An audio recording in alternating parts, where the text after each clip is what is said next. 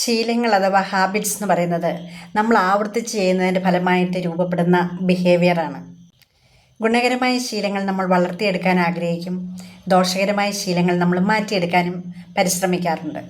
എന്നാൽ പലരുടെയും പരിശ്രമങ്ങൾ ഫലം കാണാതെ പാതി വഴിയിൽ ഉപേക്ഷിക്കുന്നതായിട്ട് കാണാറുണ്ട്. ഉദാഹരണത്തിന് വെയിറ്റ് ലോസ് പോലെയുള്ള കാര്യങ്ങൾക്ക് വേണ്ടിയിട്ട് ഉള്ള പരിശ്രമങ്ങൾ അതിൽ പെട്ടെന്ന് ഫലം കാണാതെ ചിലപ്പോൾ ഉപേക്ഷിച്ചു പോകാറുണ്ട്. എന്താണ് ഇവിടെ സംഭവിക്കുന്നത്? ചെറിയ മാറ്റങ്ങളുടെ ഫലം പെട്ടെന്ന് നമുക്ക് മനസ്സിലാക്കാൻ പറ്റാത്തതുകൊണ്ടാണ് നമ്മൾ പഴയ രീതിയിലേക്ക് തിരിച്ചു പോകുന്നത്. ഇത്തരം സിറ്റുവേഷനെ നമുക്ക് എങ്ങനെ മറികടക്കാം? അതിനുവേണ്ടി ഏതാനും ടിപ്സുകൾ നമുക്കൊന്ന് പരീക്ഷിച്ച് നോക്കാം. ഒരു നല്ല കാര്യം ചെയ്യണമെന്ന് നിങ്ങൾ തീരുമാനിച്ചു കഴിഞ്ഞാൽ അത് പിന്നത്തേക്ക് മാറ്റി വയ്ക്കരുത്. Don't procrastinate, do it now എന്ന നിലപാട് സ്വീകരിക്കേണ്ടി വരും. രണ്ടാമതായി, നമ്മൾ ഏതെങ്കിലും ഒരു കാര്യം ചെയ്തു തുടങ്ങുമ്പോൾ പല തടസ്സങ്ങളും പ്രതിസന്ധികളും നമുക്ക് നേരിടേണ്ടതായി വരും. പക്ഷേ അത് ഉപേക്ഷിച്ച് പോകരുത്. Don't give up, keep consistency. മൂന്നാമതായിട്ട്, നിങ്ങൾ ചെയ്യുന്ന പ്രവൃത്തിയെ നിരീക്ഷിച്ചുകൊണ്ടിരിക്കണം.